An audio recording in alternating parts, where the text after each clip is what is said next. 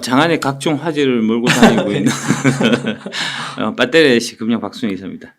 네. 또 초대해 주셔서 대단히 감사합니다. 아닙니다. 이게 바쁘신데 이렇게 시간 내서 와주셔서 너무 감사히 아닙니다. 말씀드립니다. 예. 네, 그러면 이사님 또 한번 질문 한번 드려보겠습니다. 예. 요즘에 막 은행 위기다 뭐다 하면서 많은 분들이 또 주식 투자를 꺼리고 불안하게 여기는 분들이 많은 것 같은데요. 예. 요즘 시장 분위기 좀 어떻게 보세요? 뭐 시장 분위기는 안 보죠. 안 보세요? 예. 그런 거 사실 볼 필요가 없고요. 예. 그거 이제 작년 한 10월 달에 그때 2100 갔을 때 그때가 이제 되게 지금처럼 분위기가 좀 험악했었거든요. 네. 그러니까 뭐 주가도 연일 계속해서 떨어지고 있었고 그때 당시에 이제 뭐 이런 펀더멘탈하게까지 매크로 관련된 이제 이슈들이 되게 많이 이제 유튜브를 장악하고 있어갖고 그때 당시에 한번 보시면 9월 말일 겁니다. 9월 말 쪽에 보시면은 이제 2000포인트 깨지니까 그때 가서 사라. 이제 최악의 위기가 다가오고 있다. 막 그런 얘기들이 맞아요. 막 도배가 됐었어요. 근데 이제 그 이후에 지금 뭐 주식 따라서 많이 다릅니다. 사실은 이제 2차 전지 주식들은 그 이후에 뭐 거의 100% 이상 오르고 이게 엄청난 것 같아요, 진짜. 질비하니까요. 네. 그러니까 그런 이제 매크로라든지 금융 쪽 이슈 같은 이제 뭐 그 금리가 어떻고 뭐 성장률이 어떻고 이런 것들은 사실은 주식 투자하는 데 있어 갖고 크게 의미가 없을 수 있는 거거든요. 네. 피터 린치님 말씀이신데 사람들이 금리를 예측하려고 하는데요. 누군가 금리를 연속 3번 맞출 수 있다면 그는 억만장자가 될 수 있습니다. 여러분이 거시경제에 14분을 쏟는다면 12분은 낭비한 셈입니다. 연준 의장도 못하는 금리 예측을 여러분이 어떻게 하시겠습니까? 라고 이제 피터 린치께서 말씀하셨고 실제로 지금 이제 대표적으로 그 3% 같은 프로가 이게 원래 이제 방송 시간을 좀 많이 늘려야 되다 보니까 뭐 최근에 한 2월 달 뭐 지금도 마찬가지고 그 방송 중에 거의 한 70%, 80%는 다 금리 얘기예요. 금리가 어떻고 이제 뭐 그 매크로가 어떻고 맨날 그 얘기 하거든요. 근데 하나도 안 맞아요. 1월 달에 3%에서 이제 같은 사람이 아침에 뭐라고 얘기했었냐면은 이거 소프트 랜딩도 아니고 노 랜딩이다. 그다음에 금리는 아마 조만간에 떨어지게 될 거다. 그다음에 이게 경기가 지금 너무 좋아갖고 이제 2008년 같은 은행이 무너지고 뭐 이런 일들은 앞으로 영영 없을 거다라고 얘기했는데 불과 몇 달 지나가지 않아갖고 지금 CS 자빠지고 난리 난 거 아니에요? SVB 자빠지고 지금 난리 난 거 아닙니까? 그 이후에 금리도 계속해서 이제 인플레이션이 높아져서 금리도 계속해서 올리고 있고 그다음에 뭐 지금은 뭐 노랜딩 이런 얘기는 못 할 거잖아요. 그러니까 그때 1월 달에 3%에서 뭐 얘기한 그 거시 경제 예측 중에 지금 맞은 게 하나도 없어요. 왜 그걸 보고 있습니까? 시간 낭비입니다. 다음 한번 보시면 이게 이제 올해 코스피 고점이 1월 27일입니다. 2497포인트로 고점을 찍었고 보시듯이 크게 빠지진 않아요. 슬금슬금 이제 좀 빠지는 사람은 다시 오르고 빠지는 사람은 다시 오르고 뭐 그런 상황인데 일단 이제 1월 27일 날 기록했었던 고점은 지금 계속해서 넘지는 못하고 있고 이제 녹화하는 날 어제 기준 그러니까 목요일 기준으로 해서 2434.94포인트니까 뭐 2497 대비해서 뭐 크게 빠진 건 또 아닙니다. 그런데 어찌든 간에 좀 약보합 정도로 지수는 볼 수 있는데 이 기간 동안에 에코프로는 1월 27일에 12만 5천 원에서 시작해서 43만 3,500원까지 플러스 247%가 올랐습니다. 진짜 어마어마한 것 같아요. 지수 말라고 예측하고 있습니까? 금리 올라가든 내려가든 무슨 관계 있습니까? 이거 사서 갖고 있었으면 되는 거잖아요. 그러네요. 예. 그래서 피터 린치께서 하신 말씀이 좋은 주식을 당신이 좋은 기업의 주식을 좋은 가격에 사서 갖고 있으면 금리라든지 경기라든지 이런 부분은 하등의 문제가 될 게 없다라고 애저녁에 말씀을 하셨거든요. 그래서 항상 투자하실 때 중요한 거는 이제 좋은 기업의 주식을 내가 갖고 있느냐 아니냐 하는 부분이 중요한 거지. 금리가 어떻고 경기가 어떻고 이런 거는 사실 의미가 없는 거예요. 그러니까 금리가 오르고 경기가 나빠지고 이런 거는 이제 어떻게 보면은 이제 그 역류를 우리가 이제 만난다고 볼 수 있는데 근데 그 역류 속에서도 그 강물을 거슬러 힘차게 헤엄쳐 가는 연어 같은 그런 기업에 내가 이제 동행하고 있으면 그러면은 아무리 심한 역류가 와서 순간적으로 조금 밀리는 듯하고 조금 쉬어가는 듯 하다가도 결국은 계속 거슬러 올라가서 산 꼭대기까지 가게 돼 있거든요. 네. 그 부분이 중요한 거고 거기에 신경을 많이 쓰시고 시간을 투자를 하셔야지 이 시장 예측 이제 증시 예측에는 너무 많은 시간 들이실 필요가 사실은 전혀 없습니다. 그래서 이러한 거시 매크로 상황에서도 예. 2차 전지 주식들의 흐름이 매우 좋은데 그것들을 이제 좋은 기업이기 때문에 그렇습니다. 예, 좋은 기업이고 지금 이제 실적이 좋기 때문에 그렇습니다. 그러니까 불경기라고 해서 모든 기업들이 다 실적이 나빠지는 건 아니에요. 이제 불경기라고 하더라도 특정 산업, 특정 기업은 오히려 그 불경기 속에서도 이익이 많이 날 수도 있거든요. 네. 그러면은 이제 불경기여서 다른 업종의 주식들이 다 떨어질 때 이 회사는 뭐 한 해 뭐 200%, 300% 이렇게 성장한다라고 하면 그러면은 나중에 주가를 보면은 경기가 안 좋고 종합지수가 떨어져도 그 주식은 올라 있거든요. 네. 저는 이제 뭐 옛날에 그런 사례들을 이제 그 증권 쪽에 있으면서 많이 봤었기 때문에 대표적으로 이제 2000년대 들어갔고 코스닥이 그때 완전 거품이 꺼지면서 이제 막 작살이 났었는데 그때 제가 담당하고 있던 종목 중에서 이제 NC소프트라는 회사가 있었습니다. 그 회사가 그때 마침 이제 리니지를 발간을 해서 혹시 해보셨습니까? 네, 해보진 않았는데 PC방에서 많이 봤습니다. 그때 2001년에 리니지가 완전 강풍이 불어갖고 그 PC방 가면은 이제 그 현관에 이제 리니지 입파 이래갖고 이제 막 거기 막 고등학생들 막 와가지고 막 하루 종일 막 하고 막 그랬었거든요. 맞아요. 그래서 그 코스닥이 그때 이제 그 이후로 뭐 4분의 1 토막 날 동안에 NC소프트는 10배 올랐습니다. 아, 그래요? 예. 와, 그렇구나. 예. 그러니까 이거 신경 쓸 이유가 전혀 없는 거거든요. 네. 요거를 그래서 이제 에코프로가 이제 주가가 요새 좀 많이 올라갔고 이제 각종 뭐 그런 얘기 많이 하는데 너무 단기간에 과하게 올랐다, 고평가다, 이거는 뭐 광란이다, 심지어는 이제 종교다 뭐 이런 얘기도 하고 그 종교의 교주가 배터리 아저씨다. 그런 얘기도 하고 막 하거든요. 근데 이제 그분들한테 제가 말씀드리고 싶은 게 주가가 많이 올랐다는 것만 보지 말고 실제로 이 에코프로의 매출액 영업이익이 늘어난 걸 보라 하는 말씀을 제가 드리고 싶어요. 이게 이제 2021년만 해도 1조 5,041억 원 매출에 영업이익이 864억이 났던 건데 작년 한 해, 그 2022년에 이게 엄청나게 성장해갖고 5조 6,403억 원의 매출에 영업이익이 5,882억이 났습니다. 네. 이게 영업이익이 플러스 580%는 거잖아요. 아까 여기 보면은 주가는 247%밖에 안 올랐으니까. 더 올라야 되네요. 더 올라야 된다는 얘기입니다. 더 올라야 된다는 얘기입니다. 와. 결국은 이게 이제 주가라는 거는 기업이익의 함수이기 때문에 기업이익이 늘어나면 주가는 올라갈 수밖에 없는 거거든요. 그래서 이제 무엇보다도 항상 가장 중요하게 보는 거는 보셔야 될 부분은 이제 내가 투자한 회사 아니면 내가 투자할 회사의 이익이 증가하고 있느냐, 줄어들고 있느냐. 증가하고 있다면 그 증가하는 폭은 얼마만큼이나 되냐. 그 다음에 그 증가하는 폭에 대해서 지금 시장의 평가는 적절한가. 이런 형태로 접근해서 투자를 하셔야 그게 제대로 된 투자지. 단순하게 그래프 그려갖고 이거 90도 각도인데 이거는 떨어질 수밖에 없어 뭐 이런 식으로 얘기하는 거는 그거는 뭐 거의 초딩급에 해당되는 얘기죠. 이게 지금 문제가 에코프로 같은 경우는 이제 작년에 이익이 엄청나게 늘었는데 22년에 엄청나게 실적이 증가했는데 23년 이후에는 더 엄청나게 증가한다는 사실이 사실은 더 중요합니다. 네. 예. 에코프로가 이게 그 포항에 에코프로 캠퍼스라는 이제 단지가 있는데 거기서 폐 배터리 재활용부터 양극재 완성품 생산까지 해서 이제 완성형 양극재 생태계를 구축한 게 에코프로가 국내에서 최초고 유일하거든요.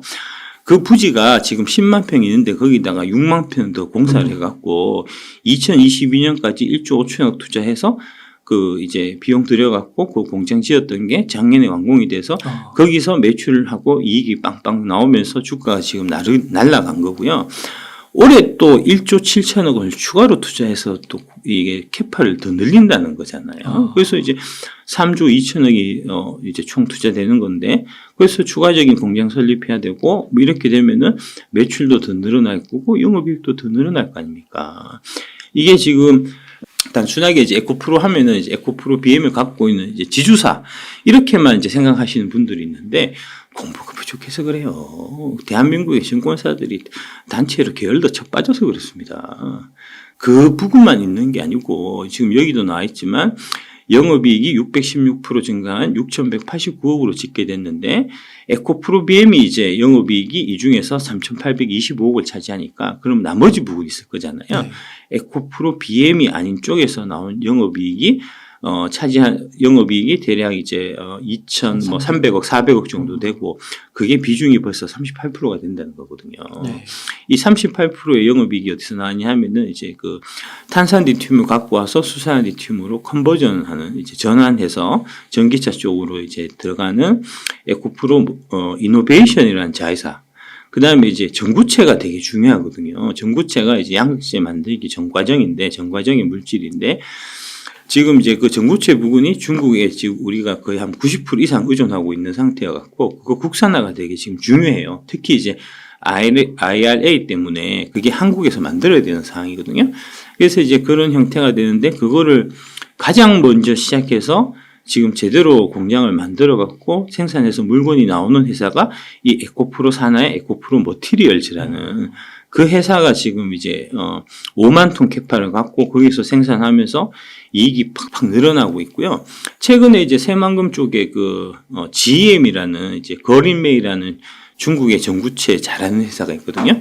그 회사하고 이제 또 조인트 벤처를 만들어 갖고 SK, 그다음에 에코프로, GM 이렇게 3자 연합으로 된 이제 조인트 벤처를 만들어서 거기서 지금 내년 연말에 또 5만 톤 추가된다는 거거든요. 네. 전구체가. 그러니까 지금도 되게 빠르게 성장하고 있지만 앞으로는 더더욱 빠르게 성장할 회사니까, 그럼에도 불구하고 지금 PR 계산해 보면은 대략 15배가 채 안 되거든요. 그래요? 예, 예.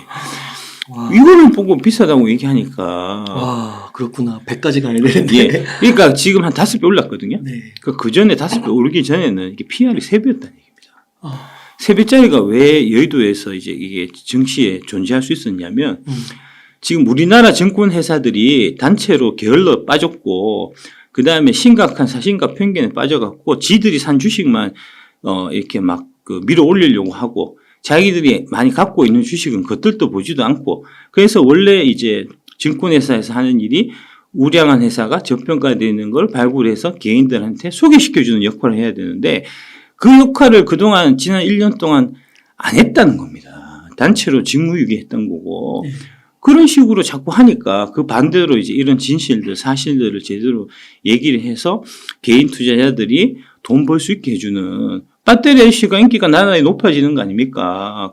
그러면은 니들이 반성하고 부끄러워하고, 나도 저 배터리 IC를 이제 본받고 쫓아갈 수 있게 더 노력해야지라고 생각해야지. 그거를 저 배터리 IC 저 재수없는 새끼 교주 같네. 이런 식으로 얘기가 되겠냐고요. 네. 정신 차리세요, 진짜. 그런 말씀을 드리겠습니다.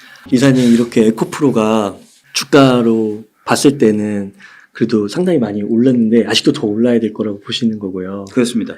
그러면은 한 가지가 좀 얘기하시는 건데, 그 물적 분할, 그 가능성을 좀 얘기하시면서 그런 게 조금 남아있다고는 얘기를 하시는데 그 부분은 좀 어떻게 생각하세요? 그 부분은 잘 모르고 하시는 말씀입니다.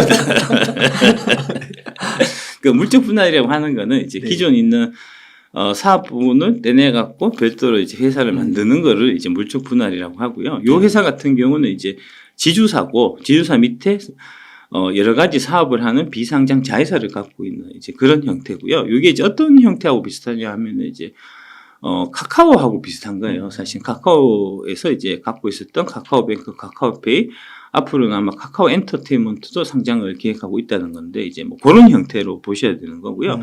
근데 이제 그게 카카오가 막 여러 가지 회사들을 분할해서 막 상장하는 것에 대한 지금 시장의 여론이 되게 안 좋습니다. 그렇게 문어발식 상장을 해갖고 한국의 이제 증시를 망치는 아주 나쁜 놈 이런 식으로 좀 찍혀 있는데, 근데 이제 찍혀 있는 건 찍혀 있는 거고, 사실은 그 카카오라는 회사가 그 카카오페이나 카카오뱅크나 카카오게임즈 같은 자회사들을 상장했을 때 그때 주가가 어떻게 움직였는가를 사실은 봐야 되잖아요. 우리는 주식 투자자니까. 네. 냉정하게. 그렇게 보면 그 카카오페이, 카카오게임즈, 카카오뱅크가 상장할 때마다 카카오 주가가 엄청나게 올랐고요. 그래서 2020년, 21년 이 무렵에 카카오가 7배가 올랐거든요. 그렇게 될 거라는 겁니다. 예. 그렇구나. 예. 그러니까 이제 에코프로 머티리얼즈를 기준해서 말씀드리면 이게 이제 올해 아마 하반기에 상장이 예정돼 있다고 하는데 지금 아마 공모가가 한 3조 정도로 얘기가 나오는 것 같아요. 근데 이제 3조로 공모를 하게 되면은 시장에서 거래될 때 대략 아마 8조 정도 될 겁니다. 지금 에코프로가 시총이 대략 한 11조? 많이 올라갔고 요새 한 12조? 뭐 이렇거든요. 12조짜리인데 지금 8조짜리 자회사가 상장하는 거잖아요. 그럼 그 가치가 어떻겠습니까? 그거 하나만 있는 게 아니잖아요. 에코프로 BM이 지금 시총이 뭐 23조, 24조 뭐 이렇게 가고 있으니까 그거의 절반은 지금 보유하고 있으니까 그것만 해도 사실 12조인데 거기 이제 뭐 자회사 그러니까 이중 상장 디스카운트 해서 이제 뭐 50% 적용한다고 해도 6조니까 나머지 6조 부분이 이제 있는데 그중에 아까 이제 에코프로 머티리얼즈가 8조니까 머티리얼즈만 있는 거 아니거든요. 에코프로 이노베이션은 지분을 거의 여기서 이제 90% 넘게 갖고 있는데 97%가 갖고 있는데 에코프로가요? 에코프로가 에코프로 이노베이션은 에코프로 이노베이션, 에코프로 머티리얼즈보다 회사 더 좋아요. 네. 그러니까 그런 것들이 쫙쫙 상장되면 이게 이 주가겠습니까? 저는 그때 작년부터도 이제 이게 코스닥에서 결국은 앞으로 1등, 2등은 에코프로 BM, 에코프로가 1, 2등을 할 거다. 그리고 이제 그 시총 규모는 에코프로하고 에코프로 BM이 비슷해져야 될 거다라고 저는 항상 생각했었거든요. 이제 에코프로 BM도 많이 올랐고요. 근데 이제 에코프로가 더 많이 올라갔고 지금 에코프로 BM이 1등, 에코프로가 지금 2등 하고 있는데 아직도 격차는 한 2배 정도 차이가 나거든요. 그 얘기는 즉슨 이제 앞으로 에코프로 BM도 많이 오르겠지만 제가 봤을 때는 지금 많이 올랐지만 지금도 에코프로가 더 상승 여력은 더 큰 걸로 보입니다. 그러니까 보통 이제 주식 투자하시는 분들이 좋은 기업이지만 또 좋은 주식이어야 된다. 그러니까 좋은 주식은 이제 가격을 말하는 건데 그렇죠. 많은 분들이 이제 에코프로나 에코프로 BM이 너무 많이 올라서 좋은 기업이라고는 말하는데 좋은 주식은 아닌 것 같다 이런 식으로 표현하시잖아요. 그 새끼가 공부를 안 하고 하는 소리죠. 그 새끼가 공부를 안 하고 하는 소리예요. 그거를 이제 그러니까 좋은 가격이라고 하는 거는 작년에 10만 원인데 올해 5만 원이다. 그러면 좋은 가격이다. 이게 아니고요. 그거는 시장 가서 콩나물 살 때나 통용되는 얘기지 주식시장에서는 절대로 그런 얘기는 통용 안 됩니다. 이 회사가 앞으로 벌어들일 이익에 비해서 지금 이 주가가 적정하냐 고평가냐 저평가냐 이게 중요한 거지.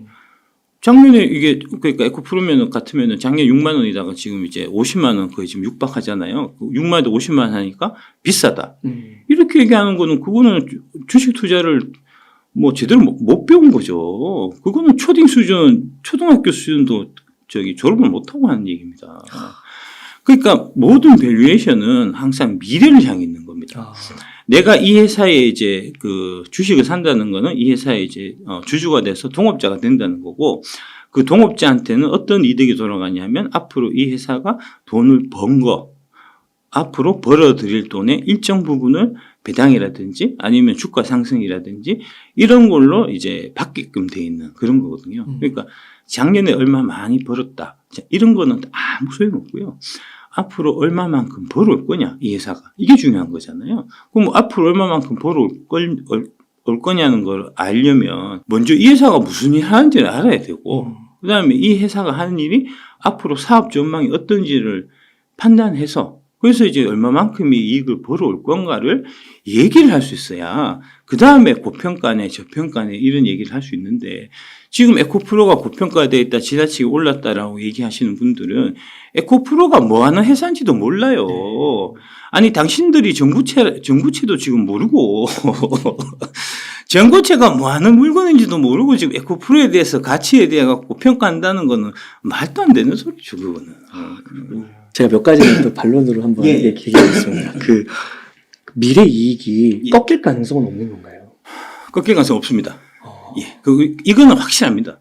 왜냐하면 다 3년치 선주를 바꾸고 움직이기 때문에. 예. 아, 맞아요. 지난번 출연에서도 말씀해 주셨죠.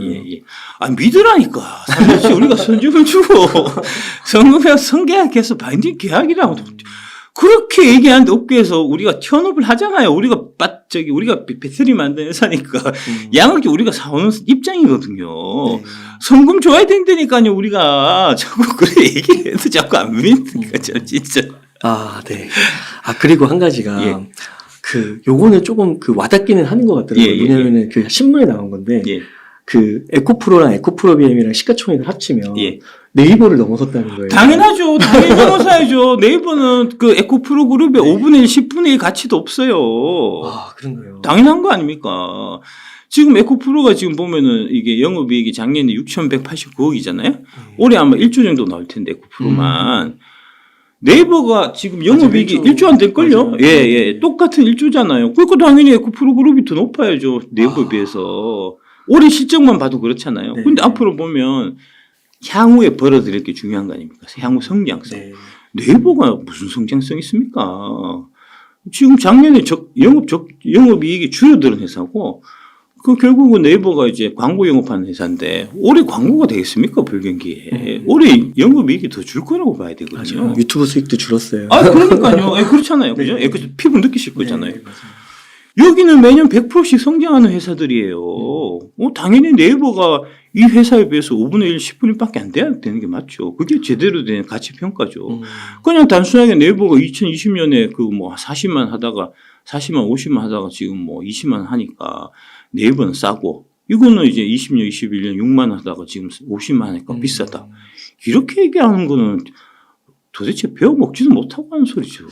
도대체 밸류에이션을 어디서 어따구로 배워갖고 그런 소리 합니까? 그럼 말씀드린 게 하나 더 말씀드리면 이제 현대차 현대차가 당연히 에코프로 그룹에 비해갖고 주가가 이게 시총이 한 3분의 1, 4분의 1밖에 안 되는 게 너무나 당연한 거죠. 그거는. 대단하네요, 진짜. 예. 그러니까 앞으로 전기차로 더 전환될 거잖아요. 전기차로 전환되면은 이제 전기차에서 배터리가 이제 전기차 가격이 한 40% 정도를 차지하고, 거기서 이제 양극재는 또 절반을 차지하는 거니까, 이제 그러니까 전기차 시장에서 20%는, 이게 에코프로 그룹의 몫이 되는 거거든요. 20%는. 그런데 이제, 앞으로 전기차로 갔을 때, 현대차가 차지할 수 있는 이제 전체 전기차 시장에서 마켓 쉐어를 보면, 지금 현대차가, 내연기관, 지금 현 상황에서 이제 마켓 쉐어가 대략 한 7%? 그 정도 선일 겁니다. 7, 8%? 그 정도 선일 텐데, 앞으로 이제 전기차로 쭉 전부가 다 바뀌게 된다고 보면, 전기차는 개나 소나 다 만드는 거기 때문에, 지금 얘기 나오는 게 소니 카도 나올 거고, 애플 카도 나올 거고, 샤오미 카도 나올 거고, 다 뛰어들 거란 말입니다. 그러면은 그 7% 유지하기도 어려울 거예요. 지금 현대차, 지금 하는 꼬라지를 봐갖고는. 그러면은, 마켓 쉐어를 한 5% 정도, 가기가 좀 쉽지 않을 텐데, 이제 전체, 그러니까 좀 말씀드리면, 이제 전체 전기차 시장을 1조라고 봤을 때, 그 중에서 이제 현대차가 차지하는 비중이 5%니까 1조에 5%면 500억이잖아요. 500억에서, 아마 5% 영업이익 나기가 어려울 겁니다. 그 5% 영업이익 나면은 500억에 5%면은 25억이잖아요. 25억 남는 회사고 되는 거고. 그 다음에 이제 이 에코프로 같은 경우는 그 1조 시장에서 20% 정도를 이제 1조의 40%가 배터리고, 배터리의 절반이니까 2천억이 양극재 시장이고, 그 양극재 시장 2천억에서 20%를 차지할 테니까 400억 정도가 되겠죠. 400억 정도에서 대략 한 15% 정도 영업이익이 날 거거든요. 그러면은 60억이잖아요. 아까 얼마였죠? 15억이었죠. 25억. 그러니까 이제 대략 한 2배, 3배 정도. 3배 정도. 에코프로 그룹이 더 비싼 게 당연한 겁니다. 아직도 에코프로 그룹은 더 올라갈 수 있는 가능성이 많은 거고, 현대차는 가망 없어요. 현대차 그룹은 그 따위로 지금 이 사업 구조를 짜갖고는 희망이 없는 회사입니다. 그러니까 이게 밸류에이션을 어떻게 해야 되는지를 말씀해 주시는 것 같아요. 그렇죠. 그러니까 그분들도 다 애널리스트고 그 분야를 공부하셨다고는 하지만 내 후배들인데 나한테 좀 제대로 배워야 된다고, 그런 식으로 그런 식으로 밸류에이션 하면 안 된다고. 니들이 밸류에이션을 제대로 못 하는 거야. 네. 이 지금 에코프로 같은 경우가 이제 보면은 소재쪽에서는 그래도 이제, 작년에 상위 한 5번째 정도 드는 규모의 회사인데 그 회사가 5배, 6배 오를 동안에 제대로 보고서가 안 나왔다는 거 아닙니까? 애널리스트들이 제대로 매수 보고서를 못 썼다는 거 아닙니까? 직무유기죠. 월급 반납해야 됩니다. 뭐 하고 있습니까, 지금? 맨날 추천하는 뭐 SKC, 첨보 이런 거는 맨날 바닥을 벅벅 끼고 니들이 그것도 보고 추천도 하나 에코프로가 6배가 올랐는데 안 부끄럽냐고. 내 같으면 부끄러워서 혀 깨물고 자결했다, 진짜. 그러니까 요즘에 보면은 이제 양극재가 너무 많이 오르니까 첨보 같은 거 얘기하잖아요. 저평가돼 있다고. 근데 이제 그걸 밸류에이션을 이렇게 해보면은 그냥 그게 맞다는 것이죠. 그렇죠. 그게 지금도 첨보에 비해서는 양극재 회사들 주가가 훨씬하게 저평가되어 있습니다. 그러니까 이게 성장성이 중요한 거잖아요. 첨보 같은 경우가 작년에 뭐 제가 정확하게 안 봤는데 한 30-40% 성장했을 겁니다. 그것도 4, 4분기는 실적이 안 좋았고요. 1, 4분기 첨보는 주로 LFP 쪽에 들어가기 때문에 주로 중국이 주 고객인데 중국 시장이 지금 중국의 전기차가 안 팔려갖고 그쪽 시장이 지금 작살났거든요. 그 첨보가 매출이 잘 나올 리가 있습니까? 실적이 작년 4, 4분기도 안 좋았고 올해 1, 4분기도 안 좋을 게 뻔한데 실적도 안 좋은 걸 왜 추천하냐고. 왜 성장률도 작년에 대략 영업이익이 뭐 30% 못 늘었을 겁니다. 에코프로비엠이 작년에 영업이익이 거의 250%, 300% 증가했어요. 250%, 300% 증가한 주식을 추천하는 게 맞지. 애널리스트가 기껏 30% 증가한 주식이 싸다고 좋다고 자꾸 추천하는 게 말이 되냐고요. 23년 기준 PER을 계산해봐도 에코프로비엠에 지금 2배가 올라서 지금 현 가격에서도 그 PER 계산해보면 대략 20에서 30 사이거든요. 첨보는 지금 50, 60이에요. 그거를 지금 싸다고 지금 추천한다고요. 양심이 없는 행동입니다. 사실 솔직한 얘기로. 첨보를 지금 애널리스트들이 왜 추천하냐면 여의도 기관들이 그 첨보의 시비를 왕창 갖고 있어갖고 주가가 올라서 그 시비가 전환돼야 그 기관들이 돈을 벌어요. 그게 그 그게 전환 가능한 금액이 31만 원인가 32만 원인가 그렇거든요. 그 이상 금액으로 올라야 여의도 기관들이 돈을 번다고요. 그래서 그 목적으로 자꾸 첨보를 추천하는 겁니다. 회사는 좋지도 않고 계속해서 영업실적 나빠지고 PR도 높은 거를 이게 싸다 하면서 거짓말을 하고 있는 거라고요. 개인 투자자들한테 떠넘기려고.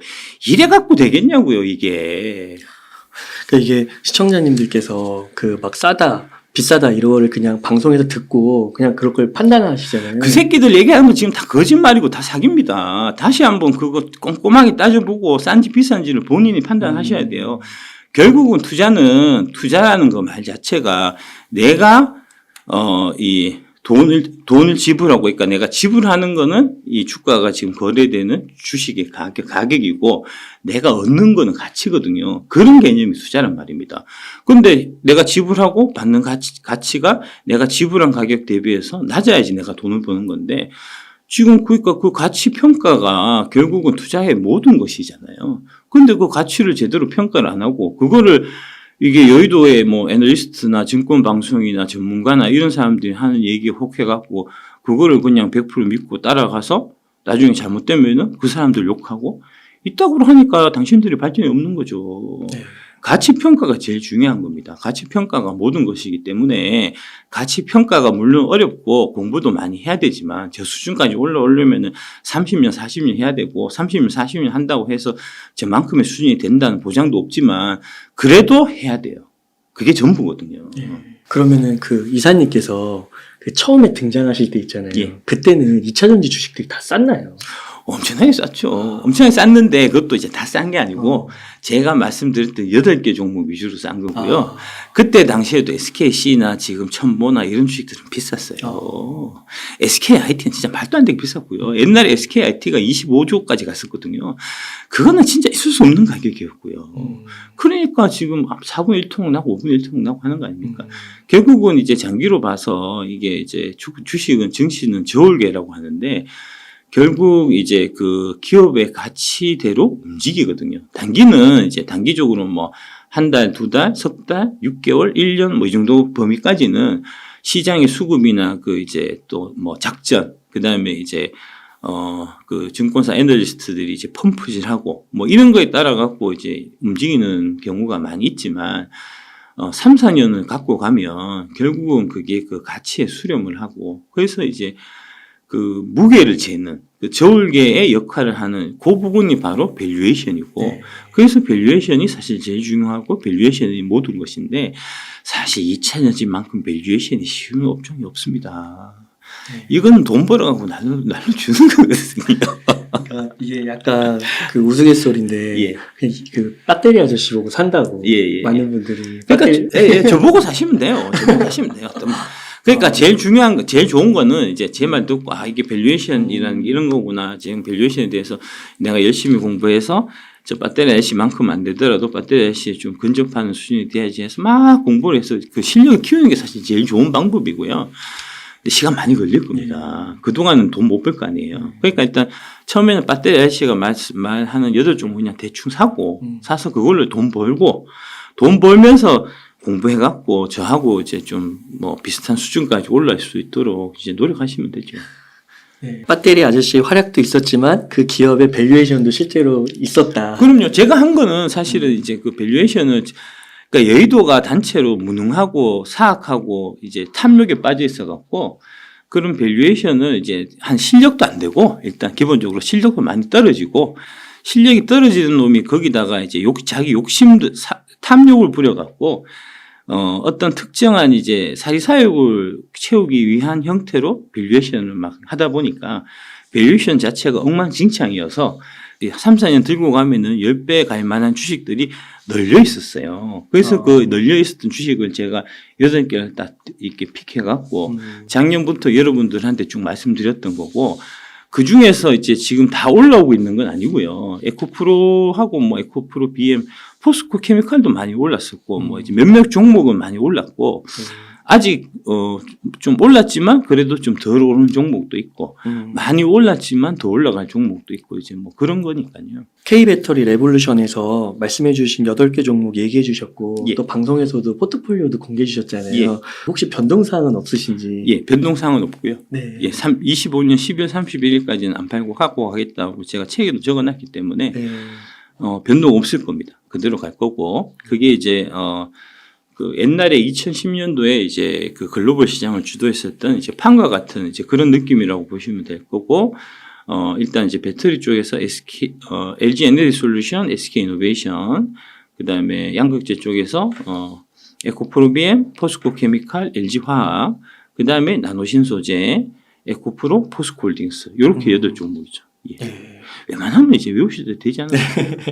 그리고 이 중에서 이제 에코프로랑 포스코홀딩스가 가장 비중 높으신 거예요. 그렇습니다. 예, 예. 그거는 지금도 이제 변함이 없고요. 왜 그러냐면 우리 나라 이제 그 2차전 밸류 체인에서 제일 취약한 부분이 광물이에요. 근데 그 광물 부분이 이제 IRA, 작년에 IRA 이제 앞으로 뭐 요번에 초안만 발표됐지만 결국은 이제 유럽도 CRMA 체제로 갈 거니까 네. 광물을 한국에서 수급하는 게 무엇보다도 중요한 사항이고요. 우리 손으로 확보한 광물이 아니면 이제 미국 시장이나 앞으로는 유럽 쪽으로도 수출이 안 되거든요. 네. 그 얘기는 뭐냐면 아무리 훌륭한 내가 양극재 기술을 갖고 있고 아무리 훌륭한 배터리 만드는 기술을 갖고 있어도 광물이 확보가 안 되면 아무런 쓸모가 없는 게 되는 거니까 그 광물을 갖고 있는 애들이 이제 이 산업의 헤게모니를 지배할 수밖에 없는 거고 지금 그 광물을 지배하고 있는 회사가 딱 2개입니다. 네. 에코프로하고 포스코홀딩스. 그래서 그 2 회사가 좋다는 거죠. 그러면 그 광물 개발은 예. 지금 계획대로 잘 진행되고 있다고 볼 수 있나요? 예, 잘 진행되고 있습니다. 예, 잘 진행되고 있습니다. 이제 에코프로가 이제 먼저 움직인 거는 사실은 이제 저도 뭐 그렇게 해서 그 앞으로 많이 올라갈 거다라고 말씀을 드렸지만 그게 이제 그 언제 그 가치를 찾아가게 될지 어느 시점에 올라갈지는 사실 저도 몰라요. 에코프로 같은 경우도 제가 처음 사고는 마이너스 한 25%, 30%까지 갔었습니다. 아, 그랬어요. 예, 바로 오른 게 아니에요, 저도. 그러셨군요. 예, 저도 마음고생했습니다. 에코프로가 언제부터 오르기 시작했냐면 아까 말씀드렸던 그 이제 전고체 공장, 에코프로 이노베이션 수산 리튬 가공하는 공장이 완공돼서 실적이 찍힌 게 작년 2, 4분기 실적이 찍혔어요. 2, 4분기 실적이 이제 발표된 게 대략 한 8월 달 정도인데 그때 실적 발표되고 나서 사람들이 깜짝 놀란 거예요. 아니, 이 회사 갑자기 어디서 이렇게 많은 실적이 나타났지? 하면서 그때부터 오르기 시작해갖고, 1차적으로 쭉 올라서 이제 11월 달까지 오르고, 11월, 12월은 이제 전체적으로 2차 전지가 다 안 좋았으니까 이제 잠잠해 있다가, 그 다음에 이제 4, 4분기 실적 발표되는 2월 달부터 다시 본격적으로 오른 거거든요. 4, 4분기 실적이 더 좋아가. 아까워요. 더 넣어야 되는데. 예. 그 마찬가지로 보면 이제 포스코홀딩스도 이제 리튬 사업을 하고 앞으로 그쪽에서 이제 매출익과 이익이 많이 발생할 거라고 제가 작년부터 계속 떠들고 다니지만 사람들은 안 믿어요. 숫자로 지키기 전까지는 난 절대 믿지 않겠다. 이런 사람들이 아직도 많거든요.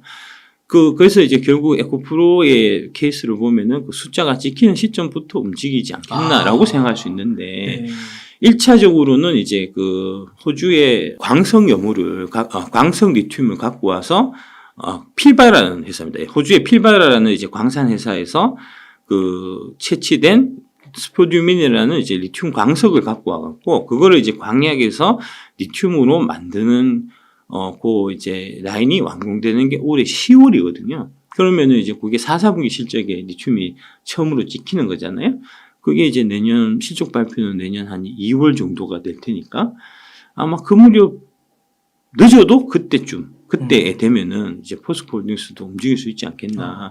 그게 이제 실적이 찍혀가고 움직이기 시작하고 좀 지나면은 이 24년부터는 이제 아르헨티나의 움브레 무이르토의 연모에서 나오는 리튬이 이제 숫자로 찍히기 시작할 테니까 좋죠. 지금같이 안 올라가주고 기다리고 있어주면 좋죠. 예.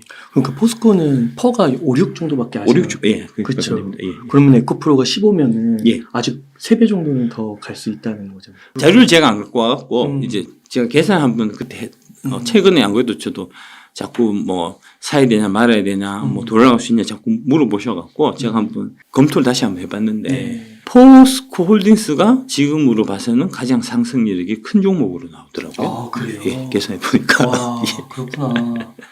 2등이 에코프로였던 것 같습니다. 아, 에코프로 이렇게 많이 올랐는데. 많이 올랐는데도. 예. 아, 예. 그렇구나. 그러면 예. 지금 혹시나 또 되게 조심스러워 하시는 분들이 있다면 에코프로 불안하면 포스코홀딩스 쪽으로 조금 돈을 투자해봐도. 그 하나를 자꾸 고르려고 하지 마시고요. 예. 8개 종목 중에서 최소한 5개는 포트폴리오로 가세요. 네. 예. 그게 이상하게 내가, 그러니까 하나를 자꾸 그거 물어보시는 분들이 있거든요. 8개 중에 지금 당장은 뭘 사야 되냐. 제일 많이 오른 거 하나만 찍어줘. 그래서 지가 돈을 제일 많이 벌려고 하는 거죠. 나는 분산 투자인데 내보다 네가 더 많이 벌겠다는 속셈 아닙니까? 네. 뒤늦게 들어가서 손해보지 않고. 그렇죠. 예, 한 방에 내가 좀, 예, 단기간에 수익률을 많이 걷어보겠다는 거잖아요. 내가 그거 알면 나도 한 종목 몰빵치지 5개, 6개 나누겠냐고. 여러 개로 나눠놓으면 그 중에 하나가 운 좋게 걸리는 거고요. 네. 저도 에코프로가 이렇게 지금 당장 5배, 6배 올 줄 나도 몰랐어요. 사실 솔직히. 오르니까 아주 기분 좋고 하긴 한데. 포스코홀딩스가 먼저 오를지 에코프로가 먼저 오를지 그건 내가 어떻게 합니까? 그러니까 이제 마음에 드는 건 한 5개 나눠서 사세요. 자꾸 욕심내지 말고. 지금 이제 에코프로는 에코프로 BM이 막 올라가니까 달리는 말에 올라타야지 하면서 그쪽만 집중적으로 사는 사람도 있고, 그 다음에 반대로 이제 8개 중에서 안 오른 것만 또 집중적으로 사는 사람이 있고 그렇거든요. 맞아요. 제발 그렇게 하지 말고요. 분산해서 5개나 6개나 뭐 7개, 8개 나서 사시라고요. 그래서 나에게 사서 그 중에 5개 중에 한두 개는 신나게 오르고, 나머지 이제 2-3개는 보쳐서고, 그 중에 또 한 놈은 또 떨어지기도 하고, 그런 거죠, 주식이. 맞습니다. 그러면은 그 포스코홀딩스 예. 좀 질문 드리면은 앞으로 예. 그 지금은 철강이 좀 주력인데 예. 앞으로는 2차 전지 쪽이 주력이 된다고 예, 봐요. 리튬이 주력이 된다고 보셔야 됩니다. 예, 그만큼 리튬이라는 사업 자체가 이제 뭐 매출 규모도 앞으로 커질 거고, 2030년에 30만 톤 얘기를 하거든요. 포스코 쪽에서 30만 톤이면은 이제 톤당 1억만 잡아도 30조가 되고, 근데 이제 문제는 뭐냐면 그 30조면은 영업이익으로는 70%가 나니까 21조가 난다는 얘기입니다. 아마 한 3, 4조 될 겁니다. 1년 영업이익이. 그거의 7배가 생기는 거니까. 근데 그거는 1억일 때 기준이고, 30년 되면은 3억이 될지 4억이 될지 몰라요. 지금 리튬이 계속 쇼티지기 때문에.